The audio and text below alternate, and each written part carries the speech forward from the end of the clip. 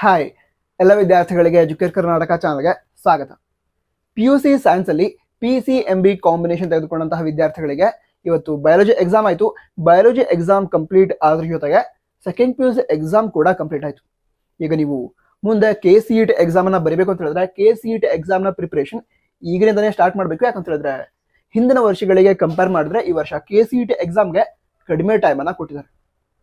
ಅಂದ್ರೆ ನೀವು BSc agriculture, veterinary ಮುಂತಾದ ಕೋರ್ಸನ್ನ ಮಾಡಬೇಕು ಅಂತ ಹೇಳಿದ್ರೆ, ಹಾಗೆ ನೀವು ರೈತರ ಮಕ್ಕಳಾಗಿದ್ರೆ ಈ KCET ಅಗ್ರಿ ಪ್ರಾಕ್ಟಿಕಲ್ ಎಕ್ಸಾಮ್ ಏನಿದೆ ಅದರ ಪ್ರಿಪರೇಷನ್ ಕೂಡ ಇಂದಿನಿಂದನೇ ಸ್ಟಾರ್ಟ್ ಮಾಡಬೇಕು. ಡಿಲೇ ಮಾಡೋದಕ್ಕೆ ಹೋಗ್ಬೇಡಿ. ಯಾಕಂತ ಹೇಳಿದ್ರೆ ಪ್ರಾಕ್ಟಿಕಲ್ ಎಕ್ಸಾಮ್ಗಂತೂ ಹಿಂದಿನ ವರ್ಷಗಳು ಕಂಪೇರ್ ಮಾಡಿದ್ರೆ ತುಂಬಾ ಕಡಿಮೆ ಟೈಮನ್ನು ಕೊಟ್ಟಿದ್ದಾರೆ.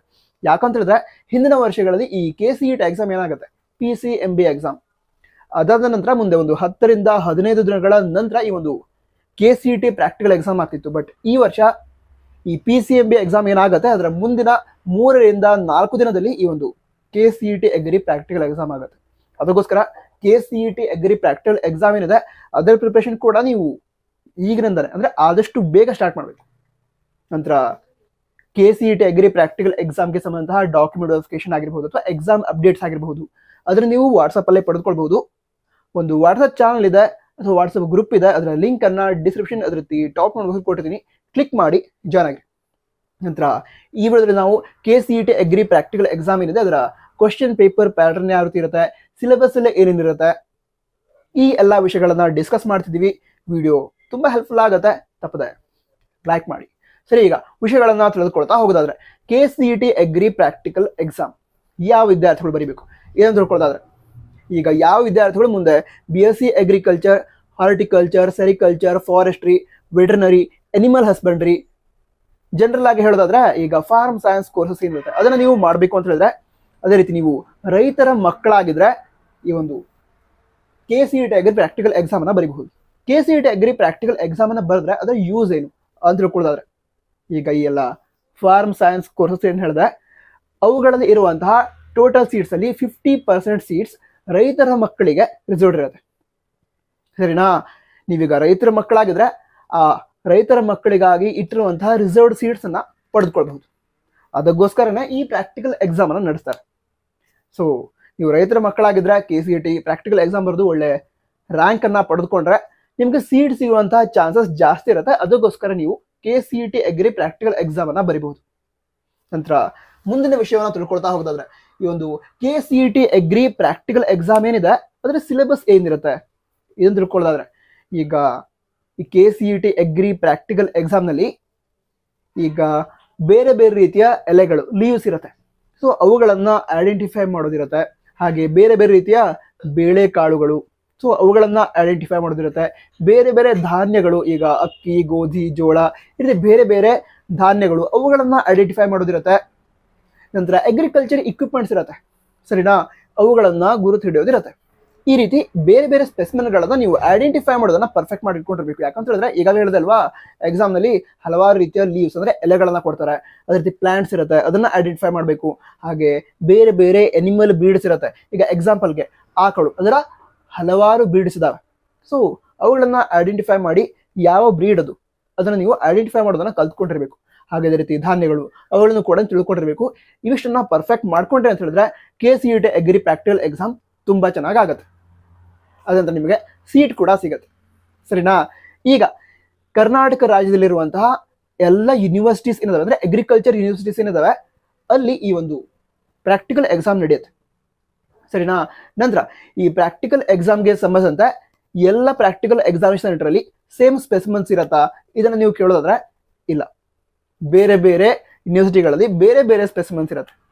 ಅಂದ್ರೆ ಆಯಾ ಪ್ರದೇಶದಲ್ಲಿ ಸಿಗುವಂತಹ ಸ್ಪೆಸಿಮೆನ್ಸ್ ಏನಿರುತ್ತೆ ಅವುಗಳನ್ನ ಈ ಪ್ರಾಕ್ಟಿಕಲ್ ಎಕ್ಸಾಮ್ ನಲ್ಲಿ ಇಟ್ಟಿರ್ತಾರೆ. ಸರಿನಾ? ಅವುಗಳನ್ನ ನೀವು ಐಡೆಂಟಿಫೈ ಮಾಡಿ ಯಾವುದು ಅಂತ ತಿಳಿದುಕೊಂಡು ಮಾರ್ಕ್ ಮಾಡೋದಿರುತ್ತೆ. ನಂತರ ಈಗ ಮುಂದಿನ ವಿಷಯ ತಿಳ್ಕೊಳ್ತಾ ಹೋಗೋದಾದ್ರೆ, ಈ KCET ಪ್ರಾಕ್ಟಿಕಲ್ ಎಕ್ಸಾಮ್ ಏನಿದೆ ಅದನ್ನ 200 ಮಾರ್ಕ್ಸ್ ನಡೆಸ್ತಾರೆ. ಈಗ 200 ಮಾರ್ಕ್ಸ್ ಅಲ್ಲಿ ನೀವು ಮಿನಿಮಮ್ 100 ಮಾರ್ಕ್ಸ್ ಅನ್ನ ಪಡೆದುಕೊಳ್ಬೇಕು. ಅಕಸ್ಮಾತ್ ಆಗಿ 100 ಮಾರ್ಕ್ಸ್ ಬಂದಿಲ್ಲ ಅಂದ್ಕೊಳ್ಳಿ, 100ಗಿಂತ ಕಡಿಮೆ ಮಾರ್ಕ್ಸ್ ಬಂದಿದೆ ಅಂತ ಟೈಮಲ್ಲಿ ಈ KCET ಅಗ್ರಿ ಪ್ರಾಕ್ಟಿಕಲ್ ಎಕ್ಸಾಮ್ನ ರ್ಯಾಂಕ್ ಅನ್ನ ಅನೌನ್ಸ್ ಮಾಡಲ್ಲ.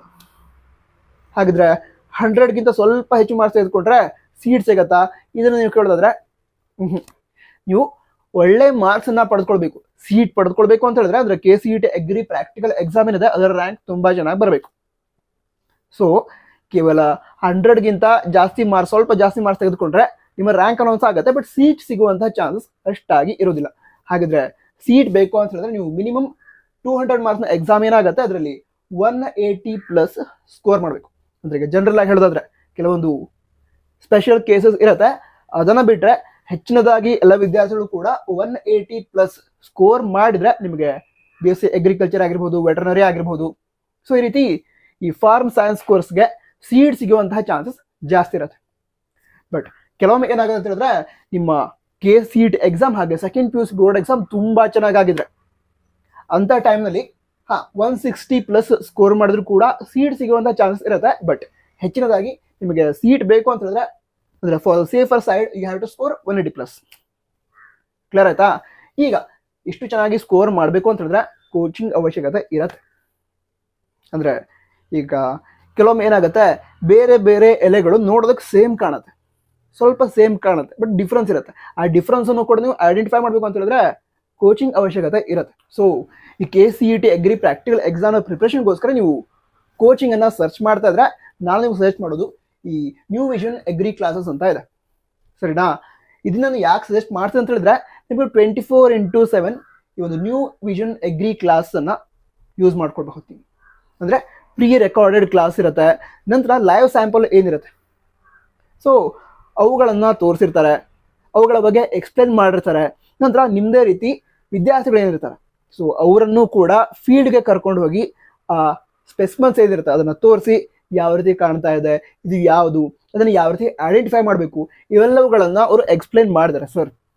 ಸಚಿನ್ ಸರ್ ಅಂತ ಅವರು ಎಕ್ಸ್ಪ್ಲೇನ್ ಮಾಡಿದ್ದಾರೆ. ಸಪೋರ್ಟ್ ಸಿಸ್ಟಮ್ ಕಾಲಾಗಿ ಸೊ ಇದನ್ನು ನೀವು ಬೇಕಂದ್ರೆ ಪ್ಲಾಸ್ಟಿಕ್ ಚಂದ್ರಿಕೆ ಅಂತಾನೂ ಕರಿಬಹುದು. ಓಕೆ, ಚಂದ್ರಿಕೆ ಅಥವಾ ಚಂದ್ರಿಕಾ ಅಂತಾನೂ ಕರೀತಾರೆ ಇದನ್ನು. ಓಕೆ, ಸೊ ಇದು ಎದಕ್ಕಂದ್ರೆ ಸಪೋರ್ಟ್ ಸಲುವಾಗಿ ಆ ರೇಷ್ಮೆ ಗೂಡುಗಳು ಫಾರ್ಮೇಶನ್ ಆಗಬೇಕಲ್ಲ, ಆ ಸಪೋರ್ಟಿಗೆ ಬೇಕು. Okay, so this is completely about the sericulture. So ನೀವು ನೋಡ್ಕೋಬಹುದು ಇದನ್ನು. ಸೊ ಆ ಕ್ಲಾಸನ್ನ ನೀವು ಜಾಯ್ನ್ ಆದ್ರೆ 24x7 ಫೆಸಿಲಿಟಿ ಇರುತ್ತೆ. ಅಂದ್ರೆ ಏನಾಗುತ್ತೆ, ನೀವೀಗ KCET PCMB ಕ್ಲಾಸ್ ಕೂಡ ಜಾಯ್ನ್ ಆಗಿರ್ತೀರ. ಸೊ ಅದಾದ ನಂತರ ಟೈಮಿಂಗ್ ಮ್ಯಾನೇಜ್ ಮಾಡೋದು ತುಂಬಾ ಇಂಪಾರ್ಟೆಂಟ್ ಆಗಿರುತ್ತೆ. ಸೊ ನೀವು ಮನೆಗೆ ಬಂದಾಗ ಫ್ರೀ ಇದ್ದಾಗ ಮೊಬೈಲ್ನಲ್ಲೇ ಆ ಒಂದು ಕ್ಲಾಸ್ಗಳನ್ನ ನೋಡಬಹುದು, ಅರ್ಥ ಮಾಡ್ಕೊಳ್ಬಹುದು. ದಿನಕ್ಕೆ 1 hour ಟೈಮ್ ನೀವು ಇದಕ್ಕೆ ಇನ್ವೆಸ್ಟ್ ಮಾಡಿದ್ರೆ ಅಂದ್ಕೊಳ್ಳಿ, ಒಳ್ಳೆ ರ್ಯಾಂಕ್ ಬರುತ್ತೆ. ಸರಿನಾ? ಅದೇ ರೀತಿ ಮಾಕ್ ಟೆಸ್ಟ್ ಅನ್ನ ಪ್ರೊವೈಡ್ ಮಾಡ್ತಾರೆ. ಅದಂತರ ಡಾಕ್ಯುಮೆಂಟ್ಸ್, KCET ಅಗ್ರಿ ಪ್ರಾಕ್ಟಿಕಲ್ ಎಕ್ಸಾಮ್ಗೆ ಸಂಬಂಧಿಸಿದ ಡಾಕ್ಯುಮೆಂಟ್ ವೆರಿಫಿಕೇಶನ್ ನಡೆಯುತ್ತೆ. ಇದಕ್ಕೆ ಸಂಬಂಧಿಸಿದ ವಿದ್ಯಾರ್ಥಿಗಳು ತುಂಬಾ ಕನ್ಫ್ಯೂಷನ್ ಇರುತ್ತೆ. ಸೊ ಆ ಕನ್ಫ್ಯೂಷನ್ಸ್ ಏನಾದರೂ ಇದ್ರೆ ಅದನ್ನು ಕೂಡ ಇವರು ಸಾಲ್ವ್ ಮಾಡಿಕೊಡ್ತಾರೆ. ಅದೇ ರೀತಿ ಸ್ಪೆಸಿಮನ್ಸ್ಗೆ ಸಂಬಂಧ ಕೂಡ ನಿಮ್ಗೆ ಡೌಟ್ಸ್ ಇದ್ರೆ ವಾಟ್ಸಪ್ಪಲ್ಲಿ ಅವ್ರಿಗೆ ಕೇಳಿದ್ರೆ ಅವರು ಅದನ್ನ ಸಾಲ್ವ್ ಮಾಡಿ ಕೊಡ್ತಾರೆ, ಪ್ರಾಬ್ಲಮ್ನ ಸಾಲ್ವ್ ಮಾಡ್ತಾರೆ. ಅದಕ್ಕೋಸ್ಕರ ಈ ನ್ಯೂ ವಿಷನ್ ಅಗ್ರಿ ಕ್ಲಾಸ್ ಅನ್ನ ನೀವು ನ್ಯೂ ವಿಷನ್ ಅಗ್ರಿ ಆ್ಯಪ್ ಅಂತ ಇದೆ, ಮೊಬೈಲ್ ಅಪ್ಲಿಕೇಶನ್ ಇದೆ, ಅದರ ಮೂಲಕ ಪಡೆದುಕೊಳ್ಬಹುದು. ಆ ಒಂದು ಮೊಬೈಲ್ ಅಪ್ಲಿಕೇಶನ್ ಲಿಂಕ್ ಅನ್ನ ಡಿಸ್ಕ್ರಿಪ್ಷನ್ ಅದೇ ರೀತಿ ಟಾಪ್ ಬಾಕ್ಸ್ ಕೊಟ್ಟಿರ್ತೀನಿ. ಸೊ ಅದರ ಮೂಲಕ ಡೌನ್ಲೋಡ್ ಮಾಡ್ಕೊಳ್ಳಿ. ಸರಿನಾ? ಸರಿ, ಹಾಗಿದ್ರೆ ಮುಂದಿನ ವಿಷಯವನ್ನ ತಿಳಿದುಕೊಳ್ತಾ ಹೋಗೋದಾದ್ರೆ ಕ್ವಶನ್ ಪೇಪರ್ ಪ್ಯಾಟರ್ನ್ ಯಾವ ರೀತಿ ಇರುತ್ತೆ. ಈಗಾಗಲೇ ಹೇಳಿದೆ 200 ಮಾರ್ಕ್ಸ್ನ ಎಕ್ಸಾಮ್ ಆಗತ್ತೆ ಅಂತ.